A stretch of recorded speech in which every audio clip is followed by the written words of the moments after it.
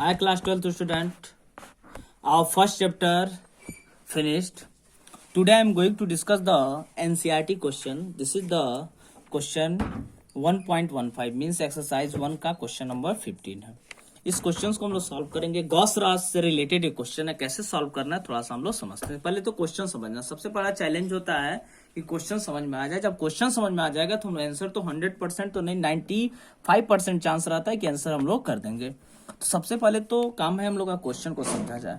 Question क्या कह रहा है, कैसे इसको सॉल्व करना है.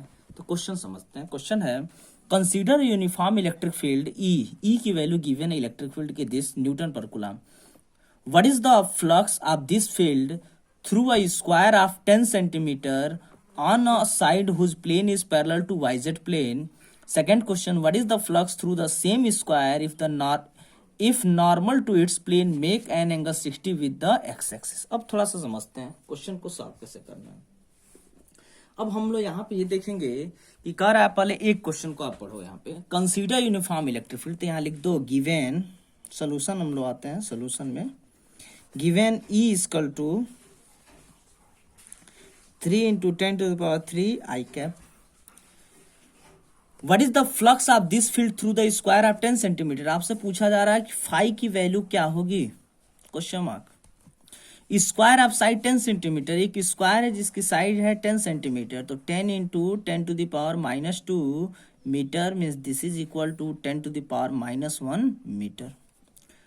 Whose plane is parallel to the yz plane. अब ध्यान समझना है हमको कि plane is parallel to the yz plane. तीन एक्सिस हमारे होंगे x, y और z. yz प्लेन ये होगा, तो whose plane is parallel to the yz plane. अब आप ये यहाँ पे देखो कि इसके प्लेन जो है पैरेलल है किसके, yz प्लेन के. मतलब कि yz प्लेन के एक्सिस कैसे है, परपेंडिकुलर है. तो किस डायरेक्शन में, x डायरेक्शन में. तब यहाँ से सबसे पहले तो काम है हम लोग को फ्लक्स निकालने के लिए एरिया निकालने पहले इसका. तो एरिया कितना हो जाएगा, या डायरेक्ट आप फ्लक्स निकालिए. तो फ्लक्स होता है ई डेल्टा एस या ई इंटू एस कॉस 0. अभी बताओ कि ई की वैल्यू है आई कैप के डायरेक्शन, एक्स एक्सिस के डायरेक्शन में.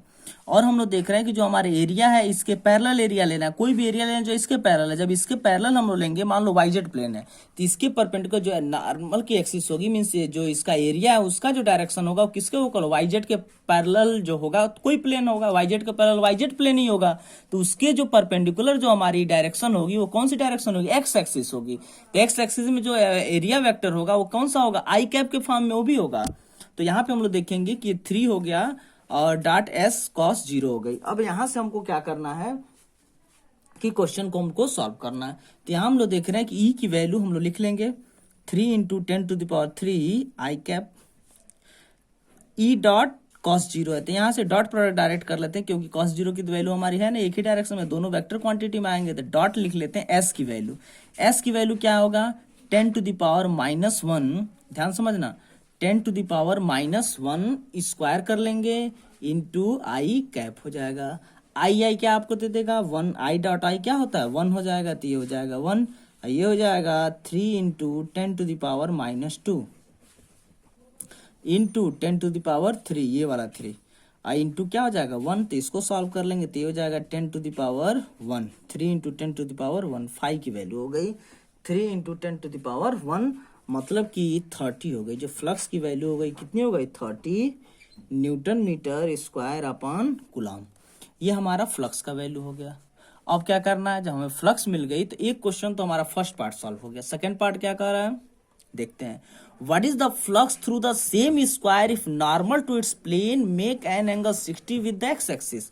कह रहा है कि what is the flux through the same square.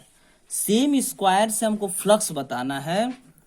Square if normal to its plane make an angle 60 with X axis, मतलब कि एक्स एक्सिस से 60 डिग्री बना रहा है. ई की डायरेक्शन एक्स एक्सिस में. ध्यान से समझना. सेकंड पार्ट हम लोग समझते हैं. यहाँ पे सेकंड पार्ट क्या कर रहा है कि यहाँ पे हम लोग देखेंगे कि एक्स के साथ, किसके साथ, एक्स के साथ एक्स एक्सिस से 60 डिग्री का एंगल फॉर्म कर रहा है. ई की डायरेक्शन एक्स एक्सिस में. तो यहाँ पे हम लोग फ्लक्स निकालेंगे. तो फ्लक्स की वैल्यू हम लोग पढ़े हैं 5 क्या होगा ई एस कॉस 60. तो यहाँ से ई की वैल्यू हमें दे दी है. ई की वैल्यू कितना है 30 है, सॉरी ई की वैल्यू है 3 into 10 to the power 3. S की वैल्यू क्या है, एस हम लोग निकाल लेंगे. अब तो स्केलर फॉर्म में हमको रखना है. तो एस की वैल्यू हम लोग देख लेंगे कितना आ रहा है। तो एस की वैल्यू है 10 to the power -2 और cos 60 की वैल्यू क्या हो जाएगा 1/2 हो जाएगा। इसको सॉल्व करेंगे तो ये आ जाएगा आपका 30/2 मीन्स 15। कितना हो जाएगा 15 newton metre square upon coulomb. ये हो गया हमारा फाई। कब? जब वो 60 डिग्री फॉर्म कर रहा है किससे? एक्स एक्सिस से। तो ये हमारा हो गया फ्लक्स। अब हम लोगों को एक क्वेश्चन है, नेक्स्ट क्वेश्चन है।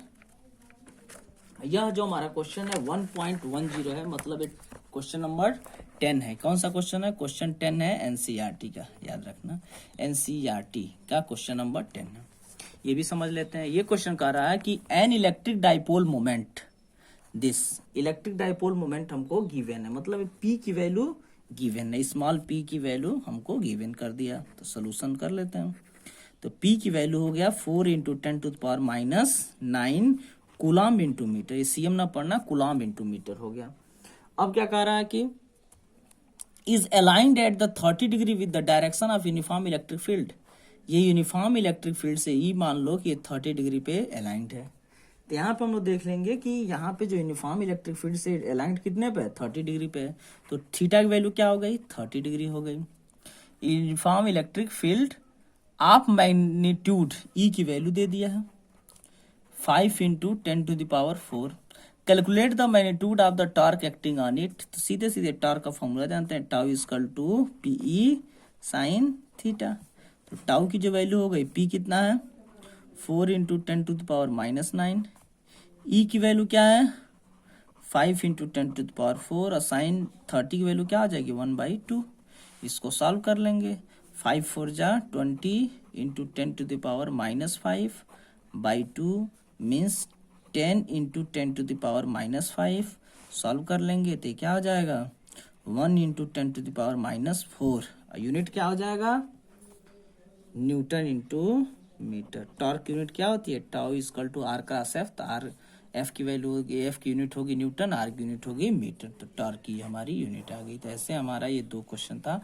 बाकी एनसीईआरटी के आप क्वेश्चन सॉल्व कर लोगे। उसके बाद से हम लोग एक दिन और, कल भी इस पे मैं क्वेश्चन कराऊंगा, 1-2 दिन और क्वेश्चन करा के हम लोग सेकेंड चैप्टर का एक पार्ट पढ़ लेंगे, केवल इलेक्ट्रिक पोटेंशियल। उसके बाद से हम करंट इलेक्ट्रिसिटी स्टार्ट करेंगे, फिर हम लोग कैपेसिटेंस पढ़ेंगे। तो ये सीक्वेंस था। 2 क्वेश्चन हमने कराए, बाकी 2-3 क्वेश्चन मैं होमवर्क में दे रहा हूं। होमवर्क है आपका NCERT question number 1.17, question number 1.11 और क्वेश्चन नंबर 1.12A आप सॉल्व कर लोगे। ये 3 क्वेश्चन आप सॉल्व कर लोगे। और भी बाकी क्वेश्चन सॉल्व करोगे, कल 2-3 क्वेश्चन और मैं सॉल्व कराऊंगा। उसके बाद से हम लोग नेक्स्ट 2 दिनों बाद हम लोग स्टार्ट कर देंगे इलेक्ट्रिक पोटेंशियल। Thank you.